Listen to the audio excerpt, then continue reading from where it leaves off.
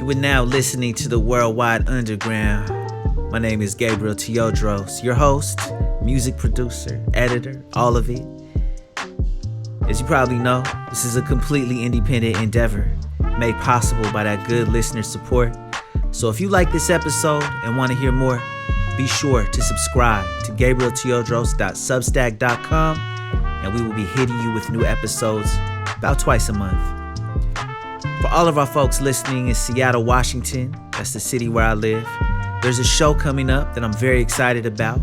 Whether you're a fan of the radio show that I used to do, or you're a fan of this podcast now, if you got here because you like listening to my music or whatever it is that got you here, I'm inviting you now to come experience it all in person live at the Black and Tan Hall on April 21st. I'll be co-headlining a show in Seattle for the first time since our album's release party last September. I'm very excited about the entire bill on this show. The other co-headliner is Day Soul Exquisite. It's their homecoming show from their first tour. The beloved Desert Flowers on the bill, and one of my day ones, Yidam Sek from the Central District by way of Senegal is on the bill. The venue is on Rainier Avenue, just south of Columbia City. Black and Tan Hall is a community-run space that folks have been working on for years, and it's finally opening up to the public. And it's just going to be a special night of music from beginning to end. Again, that's April 21st at the Black and Tan Hall. Tickets available right now. Both my last show and Day Soul Exquisite shows in Seattle sold out early, so don't wait to grab your tickets. They're available right now. All right, let's get into today's show. Here on the Worldwide Underground, where we talk about the art and politics of storytelling across all mediums, we are joined today by Faris Cuchi Bahi Shewaye, two of the co-founders of House of Guramayle, which is a collaborative intersectional platform created by exiled Ethiopian activists who are now based in multiple different countries.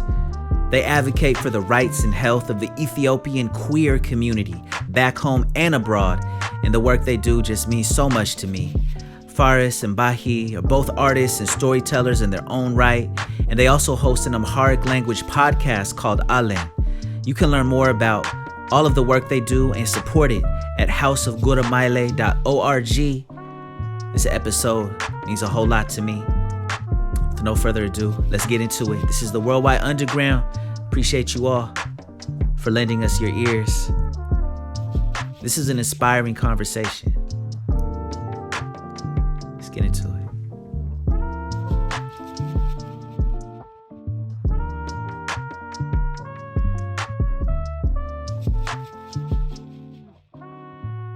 Hey, it's the Worldwide Underground. My name is Gabriel Teodros. This is a space where we talk about the art and politics of storytelling. And today, I think this is the first time I've done an episode with, well, it's the first time I've done an episode with two people as opposed to one. And it's also the first time I'm doing an episode with two people that I'm meeting for the first time in this conversation, you know?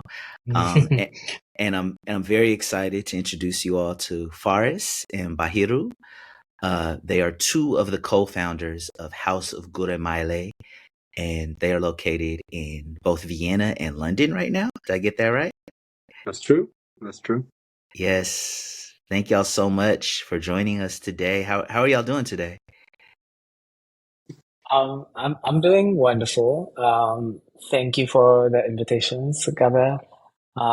It is such beautiful to to share a space with you, and then really to talk about also arts that has very genuine and political.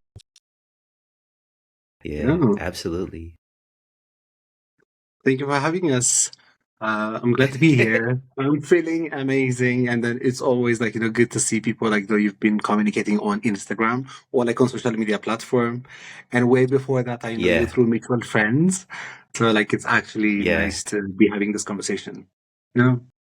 Yeah, likewise. I'm so happy to have y'all here. So I don't remember how House of Guramayle Guramayle. I gotta say it right. I don't remember how House of Guramayle came across my social media feed, but when it did, like finding you all, and there was a few other Instagram spaces. I remember seeing one called Queer Ethiopia. You know, Mhm. it was just like such a breath of fresh air. Seeing you all like just stand proudly in every part of your identity and embracing all of it as it doesn't contradict, you know what I mean? And yeah, and the two of you host a podcast together, yeah, and is primarily ba Amharic, like in Amharic, Yeah. and my language is very limited, so I'm not able to really like soak in that podcast the way I wish I could. But I was wondering if you could share with us like your story of like how you started House of Guramayle and what you talk about the podcast and that kind of stuff. Yeah. I mean, okay, the genesis of House of Guramayle is very deeply rooted. Um, One is like, it's really rooted in our personal desire, and then also like, in our collective. But like, to just give you a very holistic views of like, our history is both Bahi and I know each other since we were babies. But also like, knew each other again also with our authentic self. I think after we graduated university. Um, and then like, separately both of us as an individually, I think starting from 2009 Yeah. on individual process, but as a collective since um, actually since March 2013.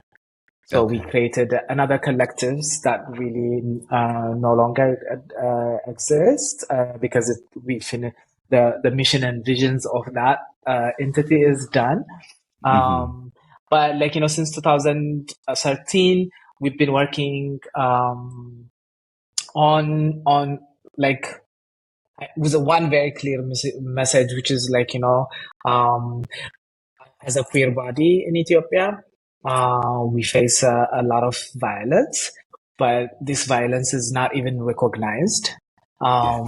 But also, like, Bahi has a very perfect formulations for it, which is like, we're not even in the historical marginalization conversations of Ethiopia. So, and then our aim and missions and visions was actually like, to force the Ethiopia to be homophobic publicly. um, and Mm. Mm. then that was part of the work. And then as we start also uh, working, we really through this work we're also really finding ourselves and really like, conjuring a space for ourselves. And we saw that how it's important it is for Ethiopia, for the general public. And but this work costed us, meaning like, we had to relocate, move away from Ethiopia for safety. So that happens earlier for a few people in 2015, for Bahi early 2016, and then for me at the end of 2016, and then transit into yet another space that we have to also again navigate a different so many aspect of who we are, both as an Ethiopian, as a refugee, as an asylum seeker, as Yeah. a queer activist. And then like, House of Guramayle actually was born out of that as well, from a desire to continue our work. Because both Bahi and me, we're like deeply rooted into us unapologetically being Ethiopian and really like standing in that truth. And the only reason that would force us away from this space was our life. And we came into that point, then had to make a very difficult decision. So we made that decision. So since making that decision is also involved, it was very important for us to continue being visible. And as difficult as it is to be uprooted from the space that you call home on a physical term.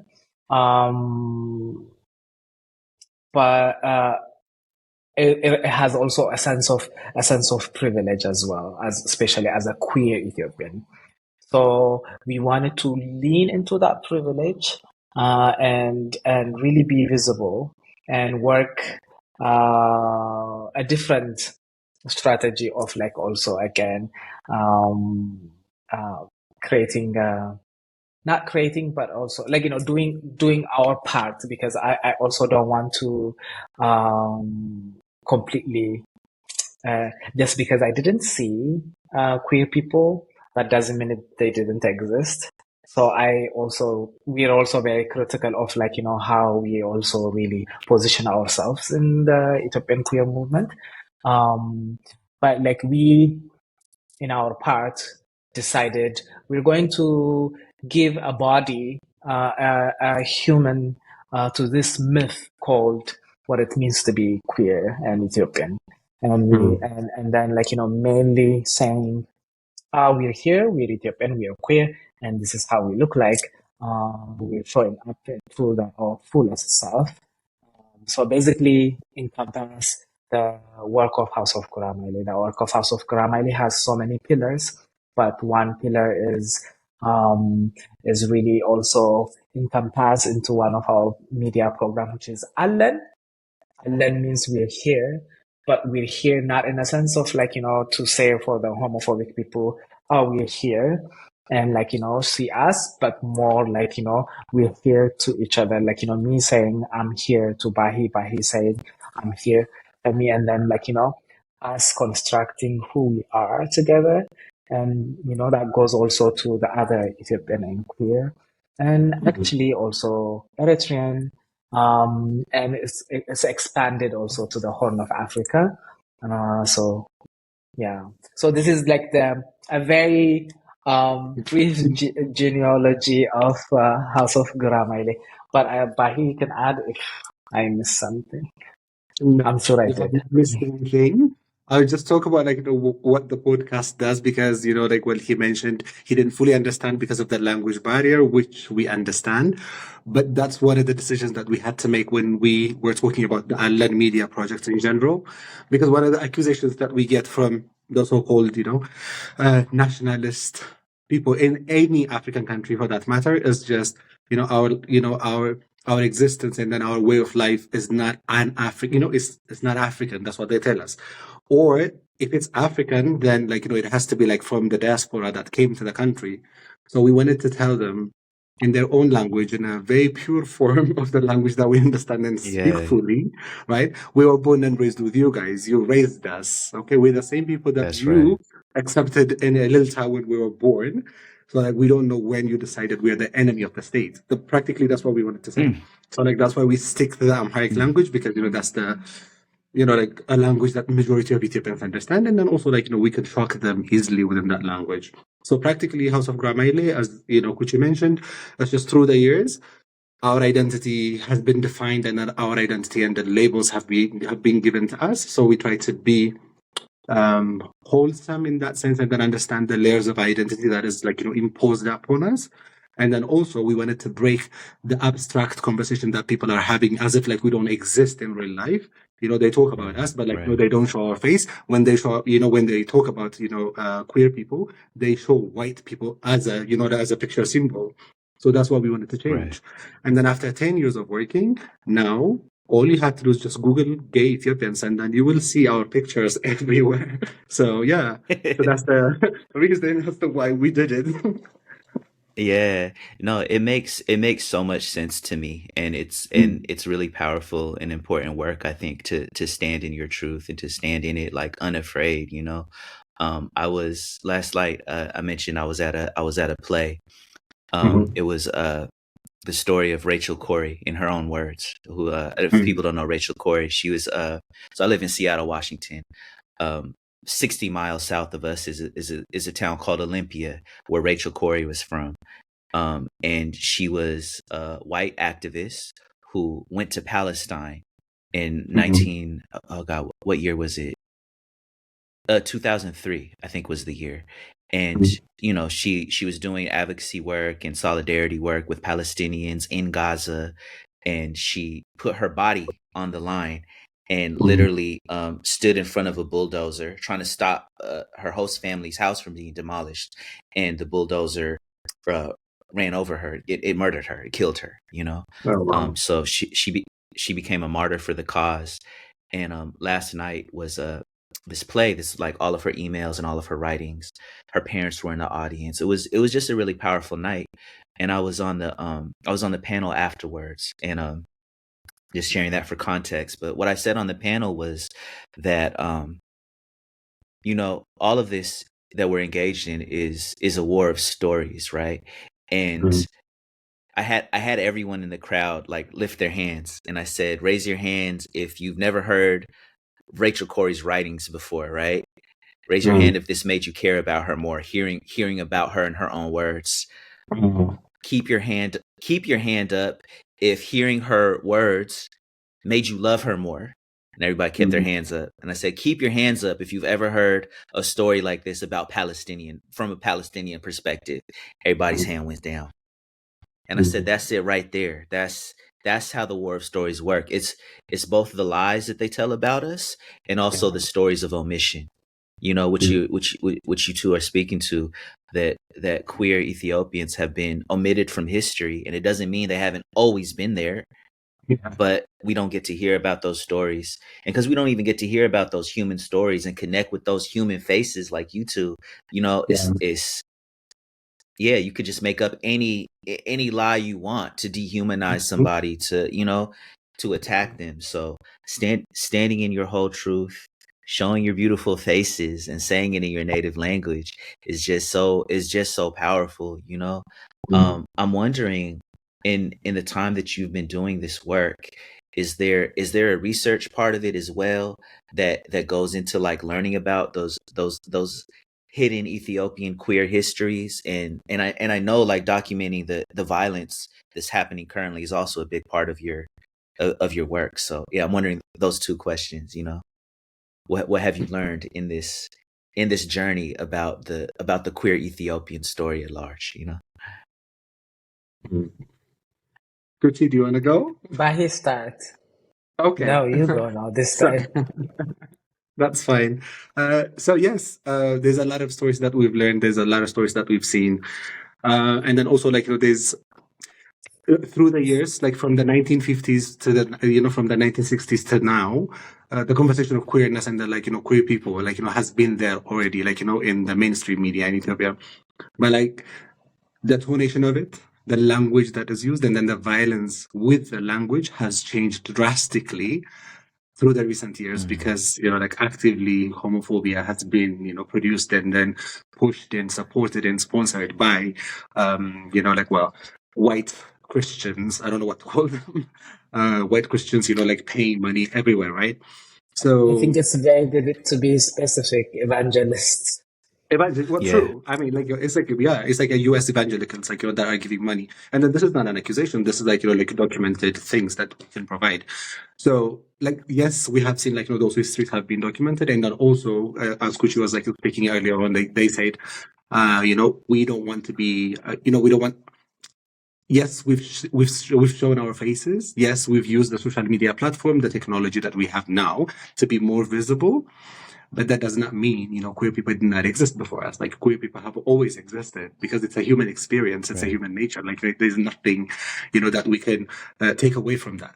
But yes, we have learned. But at the same time, there's this quote, that I took from Toni Morrison, where she talks about the purpose of racism, what she says, but for me, I see it as an oppression, and that the purpose of oppression is to distract you from living your life. So a lot of people would ask you, Mm, is there a queer history? Is there a queer ancestry in Ethiopia? And I'm like, yes, there hmm. is.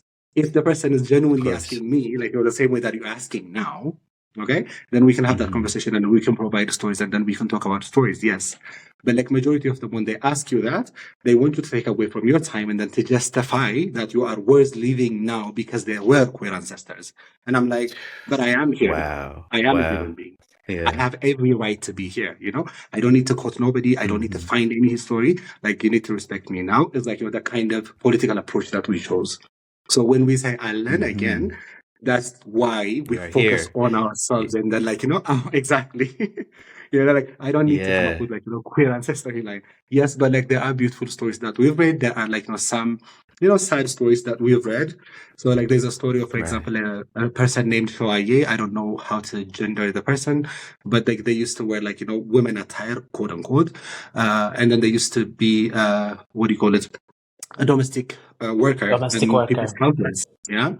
So there was a story of that person being at the police station because they found out, like, you know, that it was a man, you know, cross dressing as a woman. And then this is like a story from, like, I think the 70s, probably. And then the 19, language it's used, 1964. yeah. So the language it's used is genuinely different from now. Yes, in our lens now, with the language and with the knowledge we have, we can still call it was a violent thing. But like how they Right. approached it is completely different from how they would approach it now, right now. Because right now we see them Right. like, you know, on live TikTok discussing how they should be killing us, how they should be burning us, right? So like that violence has changed, and then those stories and the narrations, you know, have been there. There was a time in the 17th century, at Nugus Taklahimanot's court, there were two women who used to live together who went to court because one of them got pregnant without the consent of the other. So like the other person was, you know, in court in front of the king saying, is like, you know, I have a right to be raising that child because, you know, like I am the one who's living with this woman. But like within that story, the one thing that fascinated me the most is like, you know, the court was not discussing the fact that these two women were living together. That was not the conversation. The conversation was, you broke your trust, you broke your promise, and then did this. So she has a right, is more of the question and more of the conversation. And I was like, this is fascinating. That's beautiful. It is fascinating. And I'm like, what the hell happened to us now? Like, you know, how did we go backwards? I'm like, what happened? Yeah, so like there are the definitely cool stories. I think it's very good that we make a telenovela out of this. We should. Right. Yeah. Just to add what Bahi also said, but also like, you know, part of the struggle and, or like, you know, part of the resistance work that we have to do is also goes into also the, like, you know, to your questions, the, like, you know, our, when we face queer phobia in Ethiopia, that is very systematic, that is very cultural, religious, in all aspects across the socioeconomic aspect of who we are as a country. It also impacts our ability to do the research, to do to produce, or like, you know, yeah, to produce. I'm super sensitive about language, and then I'm like, produce is not my favorite word because it has like a sense of capitalistic Discovery. sense. Yeah. Yes, The colonizer kind of. Yeah. yes, but also like, you know, but like when we just see the challenge, when we see when you just like, you know, like, you know, sense it in your whole body, these word fails you. You kind of like, you know, basically I prefer to use conjuring, summoning, and almost like, you know, it's because it's not only just a physical work that you have to do, but it's also very spiritual. And like, you know, and then you literally, with an understanding of like, you know, we're very expansive self.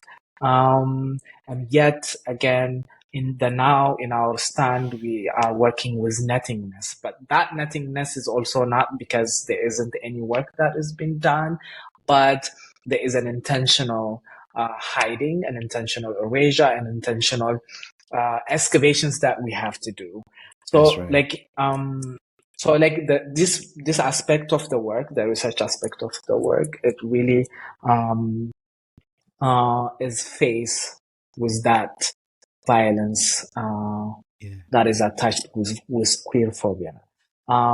So it is very limited, but in that limited sense, we have, for instance, we have like an anthology collections of stories that we published to Orangada. and also different articles, different archival works that we're doing. So and then also to a degree level also really encouraging also Ethiopian scholars to really um, take this topic for their thesis, essays, Mm-hmm. and all of that. So we do have like a lot of students from sociologies, laws on a BA level, doing a lot of that work. A few in master's level, but we have also, for instance, on a PhD and doctorate level that, for instance, we closely work with Dr. Sarawit Dardani. Um, so there are these works that are Yeah. being documented, and then also on this level, but like it is not on the level that we want, or it is not in on the level of on the expansive self that we are. Right, right. That's amazing. Um, where can people access the anthology and the writings that you mentioned? Um, so they can access it. It's it's on the Amazon. Okay. They can find it because Okay. it's whatever we're mention is on the Amazon. I know, I know. But it was also we had to make Yeah. we published it in 2019, right, babe? Yeah. Um, and then it was a very critical decisions that we Yeah. had to make. We were really talking among ourselves, saying uh, fuck Amazon. Right. Like we don't want to put we don't Yeah. want to put this work on Amazon, but also on the same levels. Also, like we are very limited in our resources. Yeah. A publisher that wants to publish our stories and give us a full control Yeah. on how we do the distributions and all of that, and is almost impossible. So Mm. it was a very intentional and sad decisions to put it on Amazon, but it's on Amazon. Yeah. Now, Um, and then also, but it's they also can find it on the website. Yeah, they can also find it on House of yes, and Guramayle then website. We the have the Amharic article. version. Yeah. No, not just the book, but the writings by the Dr. Saroy Dabale. They can find different articles, and then articles written by other queer Ethiopians. They can find it on House of Guramayle website easily. Yeah.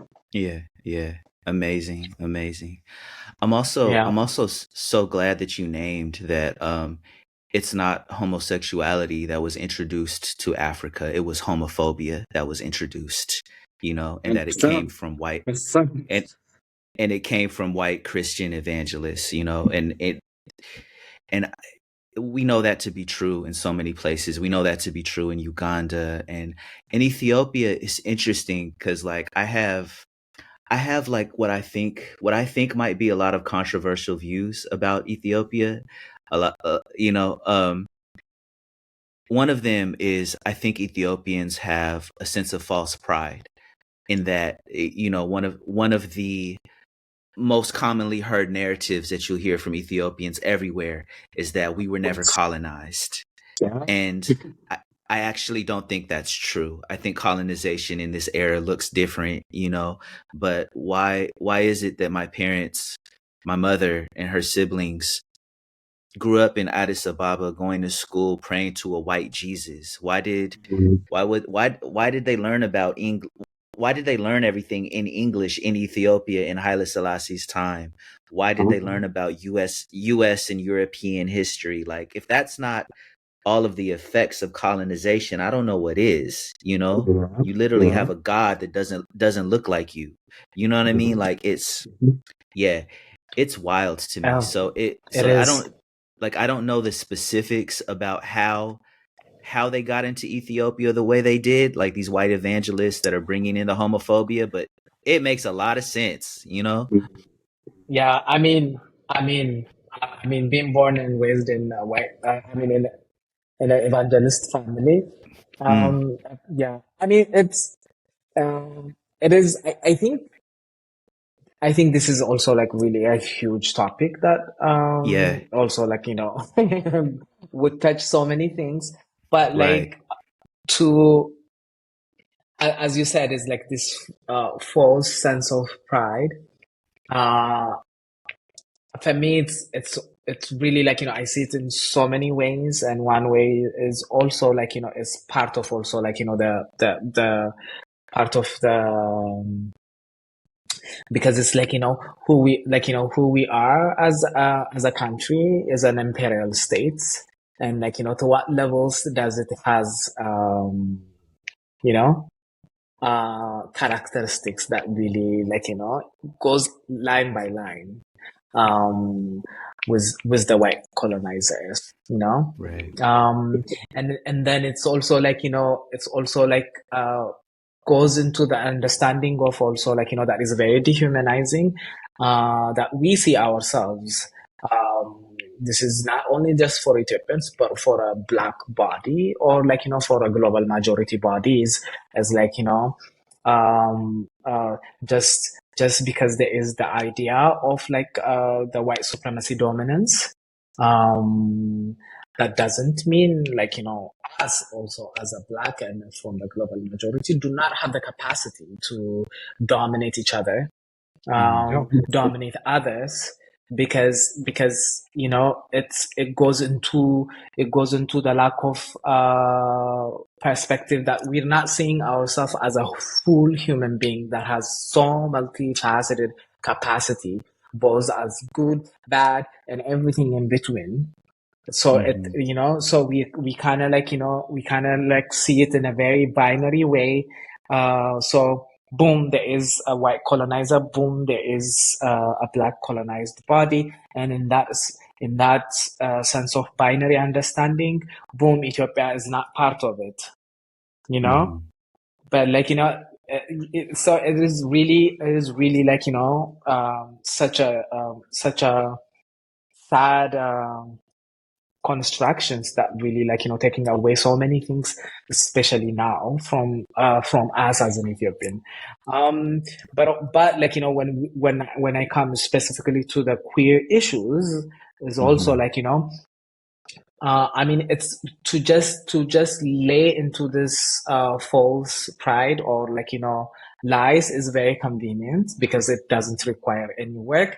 But like if we really like study our own history, it's very clearly put things like for instance, like from Fatah Nagas, which is like the first like really groundwork for Ethiopian legal system. There is a specific shift that like happens during the Haile Selassie times, when in the name of modernizations Ethiopia, they were outsourcing lawmakers from France, from UK. Of course it is a manifestations of colonizations in a different forms, but like we don't really want to talk about you know we don't really Yeah. want to talk about that aspect of it, because as if all of this modernization aspect of Ethiopia just landed out of nowhere, as if it doesn't have like influences from all sorts of places, um and then like and then for that influence to come into Ethiopia, for us to just only see it from the white body, the white supremacy body that is manifesting with the white body coming into the physical space of Ethiopia. But in reality, that's not that's not it, you know. So I mean, it's really um, it's an intentional delusions that is already also like systematically input on ourselves, so that we have a very reductive version of who we are, right? Mhm. Um, yeah. Yeah. absolutely. Did you want to add to that, Bahi? Um, I think like what you both covered, like the Mm, facade or like the thing that we need to talk about, like that's the topic that I believe genuinely that Ethiopians is the right time for them to have that conversation about what it means to be not colonized. Because yeah. if your history is written by a white man, if your history has been, diluted or diverted by a white man, then that is a serious call to have a conversation amongst ourselves and then see what exactly it means, not to be colonized. Yeah, absolutely.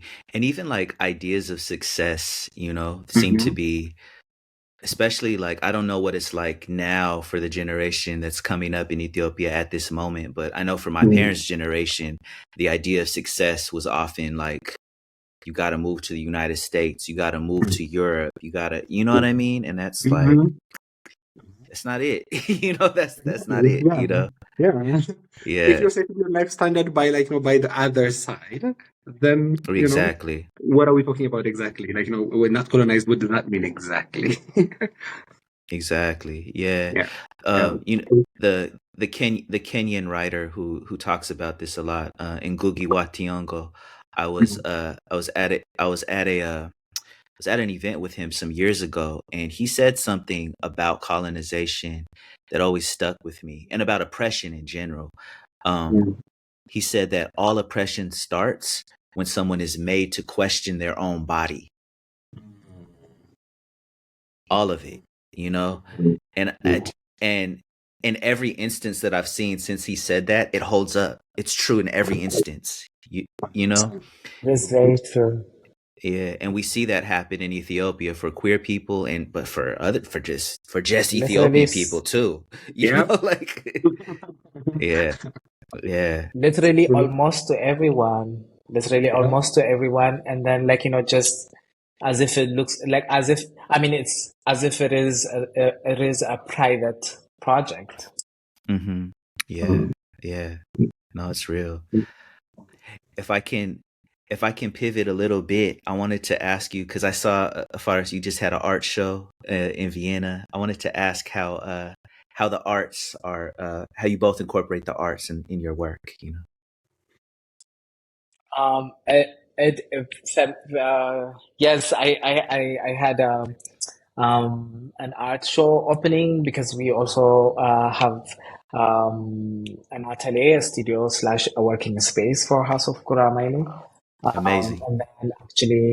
And then on that opening, I share also the space that I am in at the moment. It also has, which is also heavily being informed at the moment of what is happening in Palestine, what is happening in Yeah. Sudan, Congo, Ethiopia, and all over the places, and and um, really captures also where I am, which is in a very huge grieving and sorrow space, and Mm-hmm. also trying to also really remember and grieve and be in sorrow. So basically, my work was about that, that I exhibited.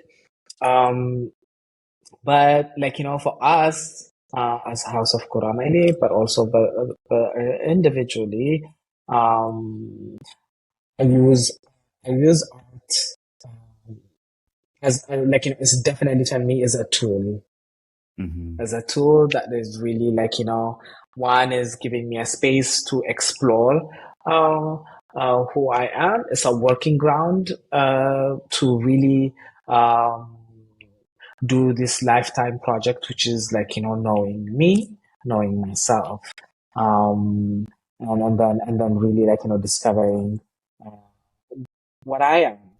And then my work in House of Guramayle, generally on a queer movement in Ethiopia or globally, is heavily informed also into this personal um, experience, personal process that I go through.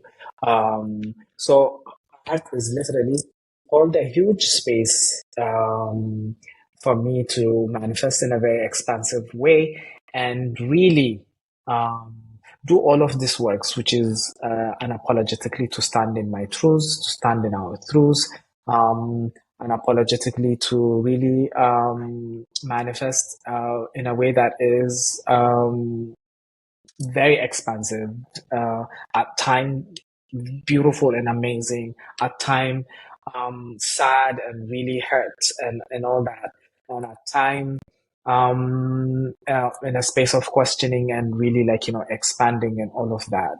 Um, these art was also on a physical terms also, holded a lot of spaces, especially when I was back home.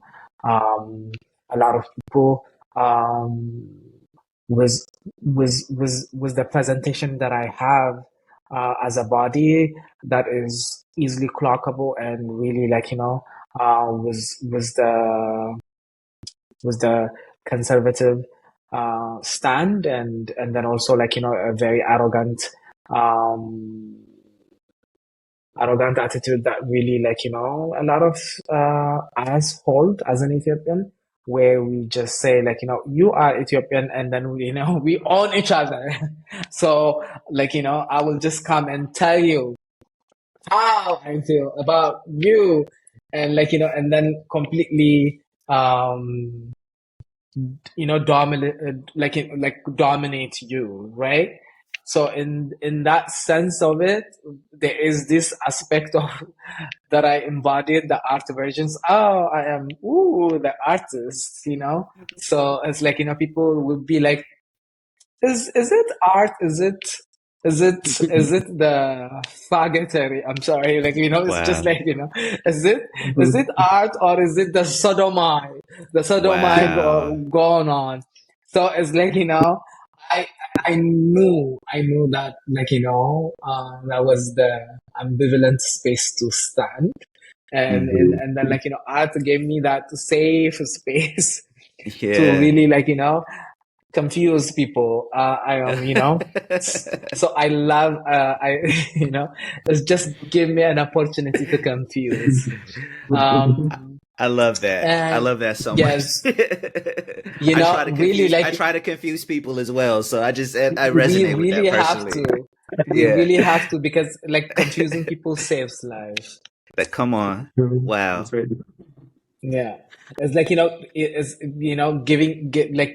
giving them a story in their head so that they can work, and then and then you can just your physical self can travel away from that while people are really uh busy with that work, and which is also oftentimes is manifesting in the aesthetic. So with my, for instance, even now with my makeups and with my clothes Mm-hmm. and everything and all of that, I know it has a potentiality of being superficial, but for Mm. me, for my body, that is actually how I conjure my safety, how I conjure my affirmations, and how I conjure. It's such an Mm. expansive entity where I would just manifest however I wanted to manifest. That is very valid for me and affirming for me.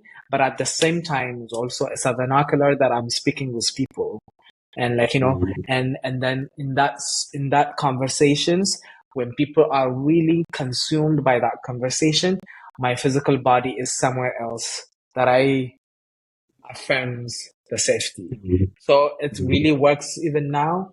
It worked when I was in Ethiopia. Yeah. So it's so yeah, art is giving us even now, um, yeah, a confusing space. I love it. A Yeah. confusing space where you get to manifest your own safety and your own being and Yes. affirm all the things. Like Yeah.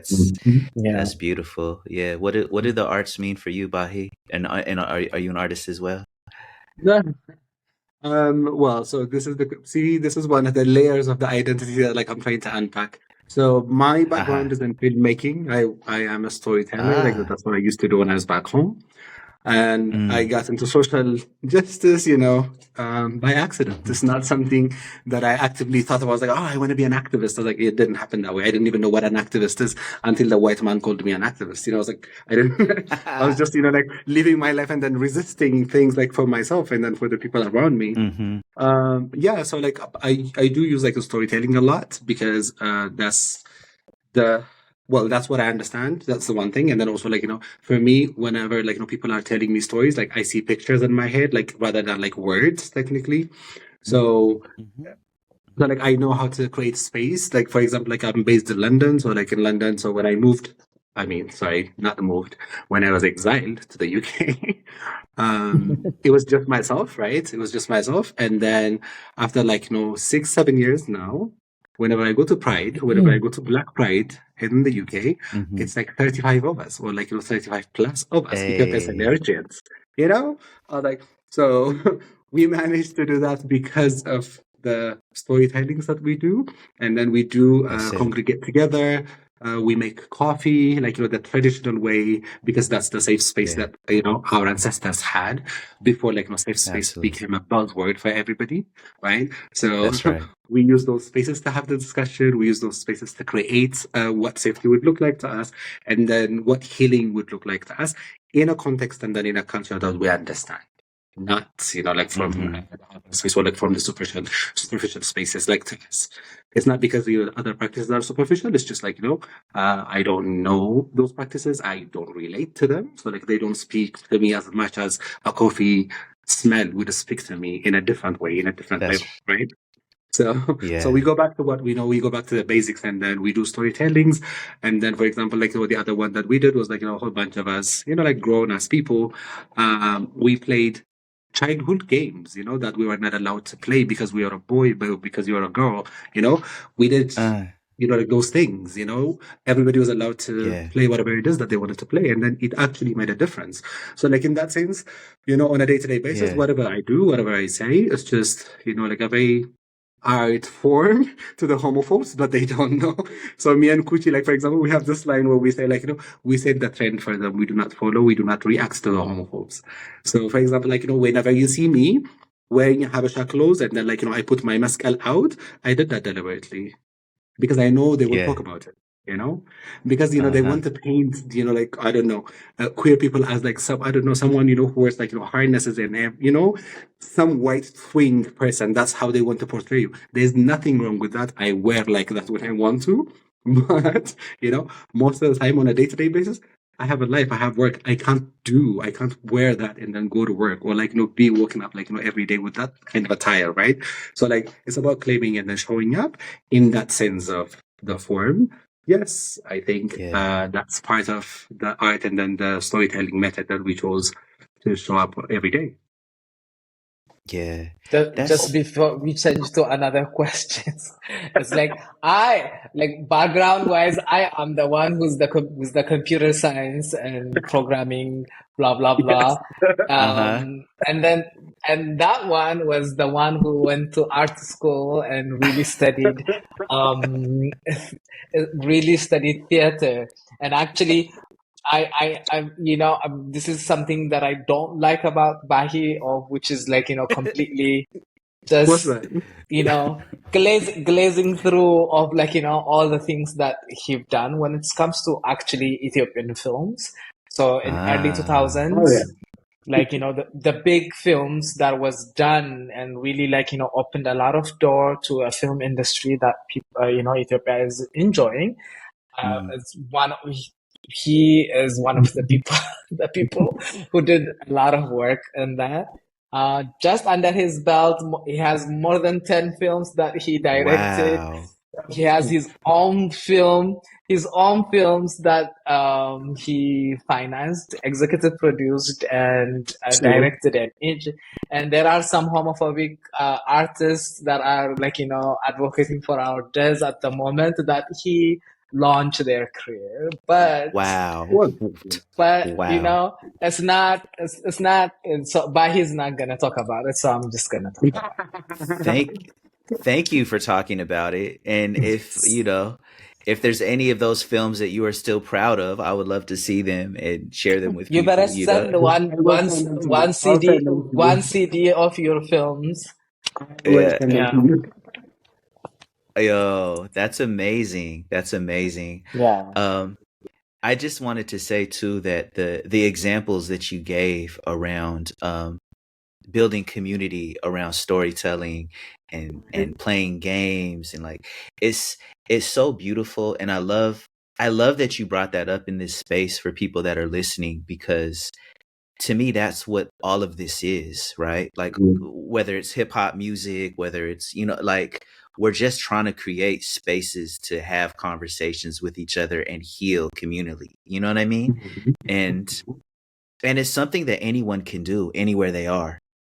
Is to is to is to find ways to build community and build those safe spaces to heal with each other. You know what I mean? Like, Yes. that's all it is, and it's so powerful. It's life changing. It's transformational. It's everything, So I really like those examples that you brought up. It is Yeah. it is also like where our hope is actually, Right. because it's also like, if we really study also the history of Ethiopian coffee ceremony, Mm-hmm. it's literally that's where it is, like, like Yeah. what, like the idea of, like, affording somebody in a culture that is very patriarchal, that Mm-hmm. is very dominating of these bodies, and, like, the only space that really survives all these 1,000 years of erasure as Mm-hmm. as an indigenous practice is the Ethiopian coffee ceremony. I I I am a body that really was removed from that as a culture, because Mm-hmm. I was born and raised in a Pentecostal evangelist church, and Wow. I vividly remember Ethiopian coffee ceremony being policed heavily in my home. Yeah. Yeah. I didn't grow up with that ceremony, and this ceremony, I went back to it is as a House of Guramayle when you were starting doing our work back home when we were in Ethiopia. Coffee ceremony was one of the collecting point where everybody would come, um, and then really, like, open up and vent and be playful, be I mean, like, use it for grieving, use it for celebrating, Mm-hmm. use it, like, the expansive space that it holds. It's amazing. And then it's also like, that's where we experience and really collected a lived experience of, like, our people actually have the capacity to love us, and Mm-hmm. that's where our also work is, seeing the light at the end of the tunnel. And Mm. because also all of these little things, we've seen it in our life, as Mm-hmm. heavy as it is to do work on to really fight to be seen, to be considered as a citizen, or, like, to also be, or like to be seen as an alien and to embrace it, that alien is Mm-hmm. such a heavy work, but at the same time, it is something that is so Ethiopian, Uh, that gives uh, us a space for Yeah. that, as a queer body that are deemed as non-Ethiopian, right. as a West influence, for us to Right. really find ourselves in the most traditional aspect of who we are is Mhm. so powerful. Yeah. And that's why I'm like, well, that's why I'm always like, it's like it goes into, yeah, it goes also into the understanding us as a queer body as well. Also, again, like, right now, standing in our truth and say, you know Palestine must be free, in a sense, Yes. because it's also like, we are being faced by our own queer reductive imaginations of what queerness is, and being told, like, they're gonna throw you and kill you, and then we are saying no, we actually do have a lived experience of our people developing a capacity to love us, and learning our old way from this colonial project called queerphobia, right? Mm-hmm. So Mm-hmm. it really encapsulates so many things Mhm. for us. Yeah. Mhm. That's a perfect segue because I was gonna comment on the fact that you both have been outspoken online about solidarity with Palestine, and you both have spoken up against the various genocides that are happening in Sudan and the Congo and Tigray, and I don't even understand everything that's happening with the Amhara and the Oromo people right now. Like what's happening in Ethiopia right now kind of boggles my mind, and I don't even know. Like I mean, you already know. It's like when you're outside of Ethiopia and you don't have people that are like really on the ground letting you know personally like what's happening. It's so hard to know what's true because the media is completely ruled by the government. So that just boggles my mind. But yeah, I wanted to ask y'all, like, y'all have just made some beautiful statements in solidarity. I wanted to ask, like, why that's important for you. Mm. Because our work is as a body that really stand in our identity. We completely against the politics of it. Yeah. You know, Mm. um, our stand and our work is about justice, Mm-hmm. like centering justice. Yeah. I like, yeah, it's for me it's like it's like at the end of the day our work is about it comes trickles down into the sanctity and dignity of what it means to be human, That's it. Mm-hmm. and that's it. At the end of the day, any forms and shapes and manifestations in this world on anything, including within myself, if it show up to really compromise the sanctities and dignities of humanity, then I have to unequivocally stand and say, like, no to that, because Mm-hmm. then, like, I am completely destroying what I am talking, what I am also attempting to live, what I'm trying to evolve into, right? Yeah. So it's really like, I don't know. Like for me, it's like I don't see any other way. It's like Right. it's really like for me, it's really like hello. We like Yeah. we I cannot talk about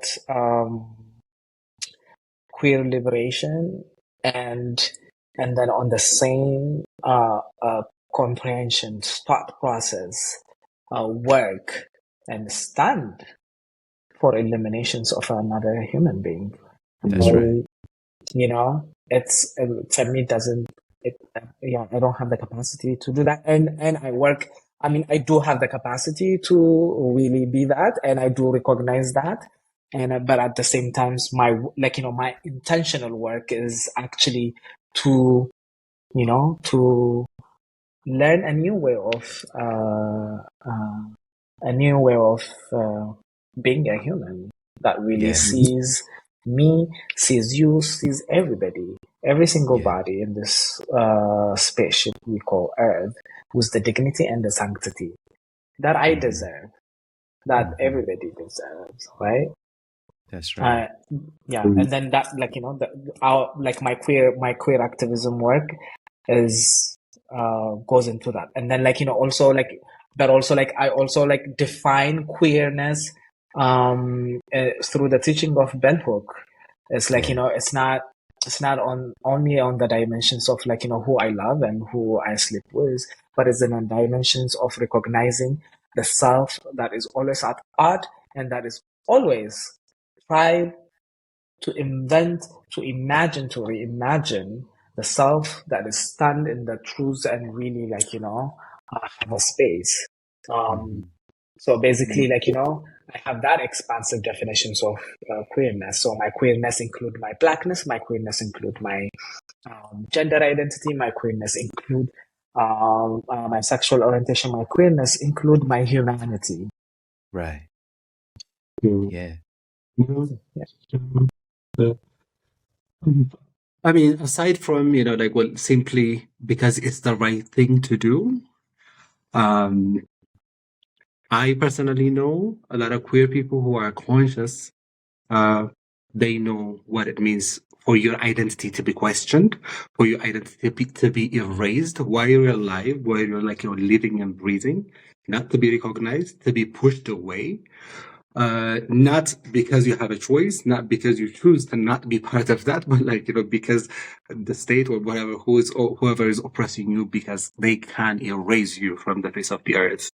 So like for that reason, like, I choose to be vocal. I want to talk about like, the people in Palestine, because I know what it means to be that, because I've been told, I don't know, like actively at least the last 10 plus years, that like, to say I'm not Ethiopian, to say I'm not an Orthodox Christian, to say like I'm not this, I'm not that. And I'm like, and then also like sometimes that's not even like telling me, they're literally taking away, like, you're not Ethiopian. I'm like, what do you mean? Wow. What exactly do you mean? And like, so like I see in that parallel exactly what is happening. And then also like for me, I've said like, like I talk about this all the time. I don't have loyalty to any of my identity. The only loyalty practice matter go. Like all I have is like justice. Like that's like practicing justice as a principle is like how I follow life. So I'm like, what is Yeah. happening in Palestine is disgusting. What is happening in different parts of like Congo, as you said, like Ethiopia, Yeah. like in different parts of Ethiopia, like it's disgusting and despicable what is happening, and then we should be vocal about that. Like we should say how inhumane it is, because I don't need to understand the politics. Like it's just as simple as that. Right. Like sometimes like the problem I see is like there's a lot of people like day to day people who do not understand like the political correct term to say or what not to say, but like they know like the killing of people is not right. Right. But like we're not Right. giving them, we're not allowing them space, because the elite is the one who's talking over the people who are being harmed on the ground every goddamn where. And I'm like, but like let the people speak and then show you how disgusted they are by your system. That's it. So like Yeah. I just want to amplify that one. Yeah. Yeah. No, absolutely. And yeah, it is common sense to me as well. But Mhm. I just feel like I had to ask y'all that question just because there's so many people who like, are progressive until it comes to Palestine, especially here in the Mhm. United States. Like people Mhm. are so scared, of Mhm. speaking up in solidarity. And it's Mhm. just it's really important. It like this time has changed me as it's changed all of us. I don't think you can't watch a genocide being live streamed on your phone and come out the same person, at all. Yeah. And yeah, it's just been really disheartening actually to see the amount of people who have chosen to be silent about it. It makes it hard for me to even think about supporting them in the future if they've been silent now, and they've had a Mhm. platform and they've been outspoken and political about other things, but just won't touch this one. That Yeah. and I really reserve most of my animosity for United States artists Mhm. because this is the one country that's paying for the whole thing. You know what I Oh, mean? definitely. And and yeah, so I mean, thank you for Yeah. answering that question. Yeah. Yeah, what are you gonna say? It's Honestly, like, also I'm glad you asked it, Oh, because, like, we get a lot. Sorry, like, I'm glad you asked the question, because we get a lot of stupid comments, of course, including Ethiopians. We got a lot of comments like, "How can you support this as a gay person?" I'm like, "What do you mean? Like, my gayness has nothing to do with like with me supporting, or like me being against genocide." I'm like, it's just as simple as that. I mean, Ethiopians. By yeah. the way, like I have said this like on Twitter, like because someone asked me a stupid question, and then I said to them, I was like, Ethiopians are the people that I know who are like disgustingly homophobic, but like if anyone wants to bomb them, I will be the one to speak against it. Because like you Say that. can't yeah. bomb people to be like to be progressive. Like it doesn't work that way. No, Right? right. So like But I'm glad yeah. that conversation happened. Yeah.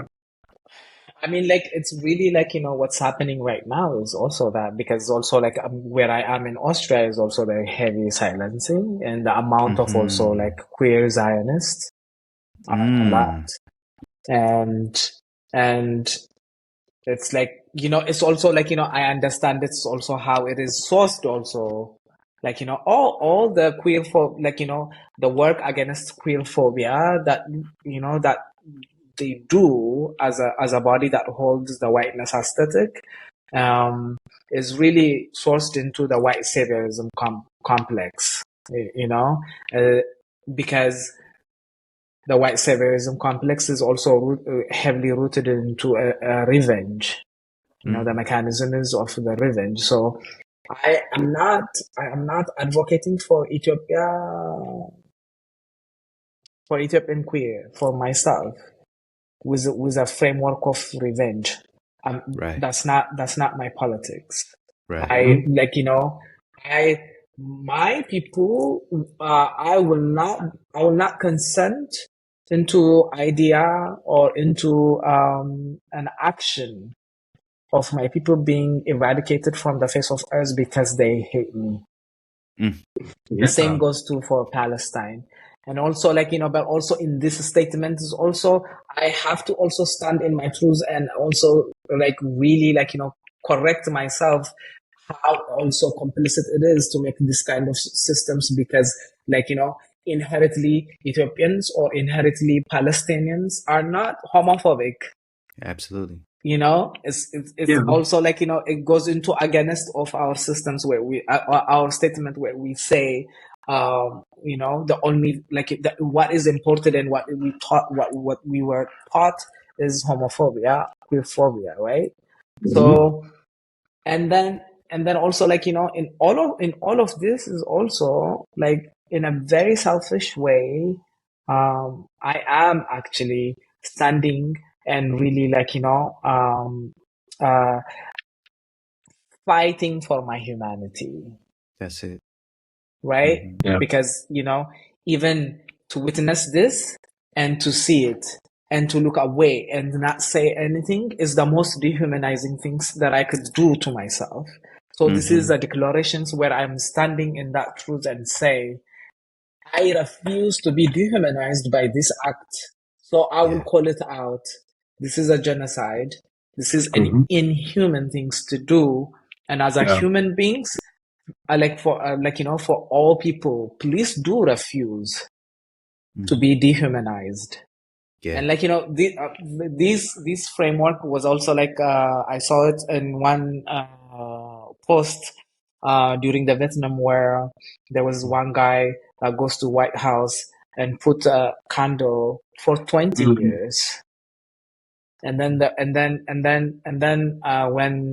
the reporter asked, you are going every time to White House and lighting this candle that is contributing nothing into the end of the war in Vietnam, and he answered to the reporter saying, "What I am doing is I am coming here and declaring that how human I am."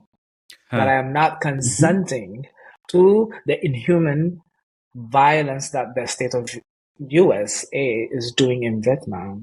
Yeah. This is me declaring, I'm human here. What is happening is so inhuman, and I am here fighting for my humanity. Because at the end of the day, it's also when we talk about liberatings and all of that, is the Palestinian peoples, the Tigray people in Tigray region and Amhara regions, the Oromo people in Oromo regions. They are the one who's going to liberate their own selves by fighting, by doing all of these things, right? So you either be part of the violence and really be violent to yourself and get dehumanized, or stand in that truth and then say, I'm human. The human things to do is to refuse to be dehumanized by this act, right? Yeah. So I'm also doing it from a very selfish point of view because I want to preserve this self. Yeah. Yeah. No, that's real. And I resonate with that a lot, I wasn't sure if I was going to talk about this today, but you brought it up. Yeah. For the longest time, I feel like if non-binary was an option that I knew was available for me as a child, I would have been non-binary the whole time, and a lot of it has to do with this thing about staying human and holding on to your humanity. This is why, because I do feel like in a similar way, like, everything that we see about war is absolutely dehumanizing, and to pretend that it's okay is in a sense to give up your humanity. Just about everything I learned about masculinity was also completely dehumanizing, and something that Mm-hmm. did not affirm my humanity in any way. And I didn't want to pretend, I didn't want to wear a violent mask, you know. It, it's interesting. Like, there's a woman named Erica Hart, brilliant person. She did a workshop with us at KXP, where I used to work, the radio station, about just about non-binary identity, and she had everyone answer these questions. And through these questions that she was asking, I realized, like, I according to these questions, I'm non-binary right now. Like, there was a long time where, as I came into my teenage years up into my early 20s, nobody knew what gender I was. Even people that I'm friends with and make music with now, they started making music with me not knowing what gender I was. And I remember, like, being like, just all the confusion that you could imagine around that, from being like, um rejecting it altogether, being insulted, to seeing it as a compliment, to to embracing it, like I had all of that, in those years. And I wish I had that freedom when I was younger, to just say, I reject all of it. Mm-hmm. I don't want your assumptions on me. I don't want your idea of gender on me, and I wonder how much more free I would have been as an adult. And I know I can be long-winded But sometimes, I but no, go ahead. but I also I like I love that you just brought this up. But Yeah. like for me is also like the beautiful frame. I have like a very beautiful frame of it. Is like glitch feminism manifesto by Mm, Legacy Russells. okay. Um, it's really that really gave me like also I mean like it is for me like my personal process of uh, being a non-binary is an everyday negotiation. Mm, Um, mm-hmm, mm-hmm, is because it's like we're living in the real world that has well-oiled machine that is coercing us on a daily basis. So, like, my process of understanding and manifestations of my non-binariness is a day-to-day work. It's a mm-hmm. day-to-day work. For me, I see gender on so many way, and then this book really gave me so many frames. And one of the frame is also, for instance, is gender is a scale of economy. Mm, That is really like always that we are negotiating, and then like it's escapism that we do every day. And mm. I want to affirm you in your thoughts, like Thank you. you have to allow yourself to skip it today, every Yeah. day. And then I want, because I also have the same thoughts, like I wish I have this understanding when I was a child. Yeah, right. um yes, but at the same time also, like the same framing gave me an understanding of also, like in this cohesive world that we're living in, that is very imperialist, colonialist, capitalist, white supremacist, ableist, um post homo and heteropatriarchal violent machine. Mm-hmm. Time is also part of the violence that we face. And you have your Yes, own calendar, and you have to affirm yourself on your own calendar and that's do the right. work that you wanted to do just at any given time.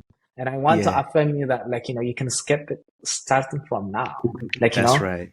Yeah, yeah, this is like that's we do have our own calendar. that's and right.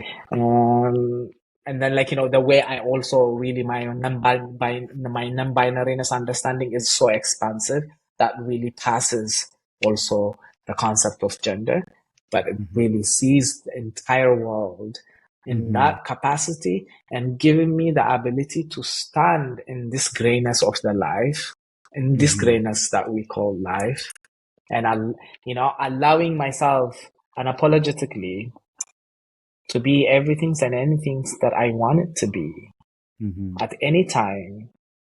And if I am thinking today is the day of my realizations of my something, that is my calendar, and I'm like unapologetically, I have to affirm myself in that calendar and start my Yeah. new calendar. Yeah, that's real. You're gonna heal the world. I feel it. I'm healing myself, so That's right. yes, Always. You heal that's the yourself and source. then yeah.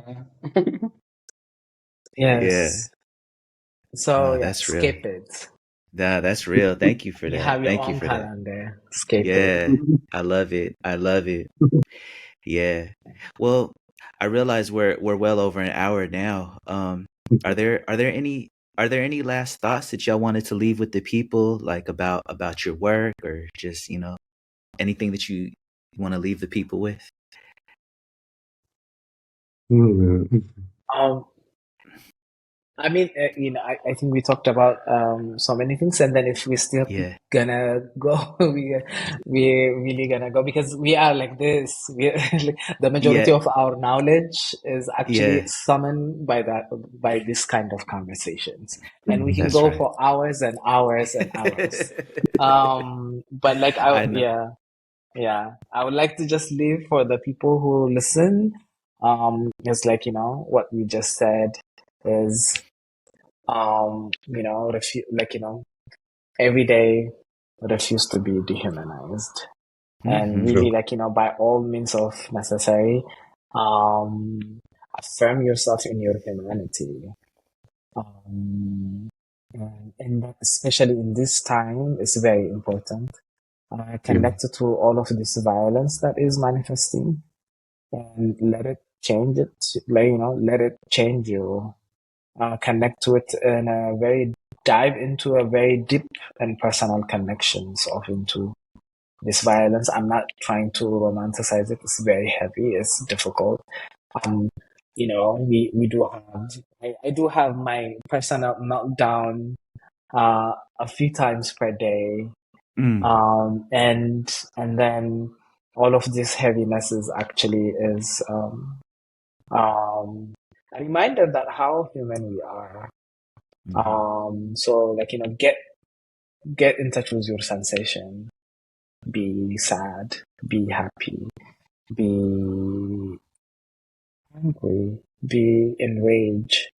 Uh, but it's through your critical thinking, make sure that it's all of this manifestation is going to, at the end of the day, going to nourish you, you know. And then other than that, you can find our work in our websites, houseofguramayle.org. We are available on Twitter, Instagram, in all of the um, streaming platforms, like Spotify, all of it. You can find us Instagram and all of this. Yeah. Yes. Yeah. Amazing. Yeah. First, I want to say thank you very much for taking the time, for reaching out, for following what we do, for amplifying our voices, for actually thinking, oh, you know what, I should share, Ethiopian queer voices on my platform. Thank you for that. Like, really, thank you for that. That means a Yes. lot. No, And then thank what I you. want to do with, the people, the listeners that are who are here, I want to remind them again, whatever, what Kuchi said, but basically, do not take up work of any kind that is demanding for you to affirm you as a human being. You should be able to Hmm. be respected and seen as a human, as a worthy human, just because you exist on the planet. Like anything that asks you, to take time off from your day, and then to bring in receipts, so that you're allowed to live in this space, in this world, it's just like a very, very violent approach to life. So we should resist it by Yes. all means, by all means, actively.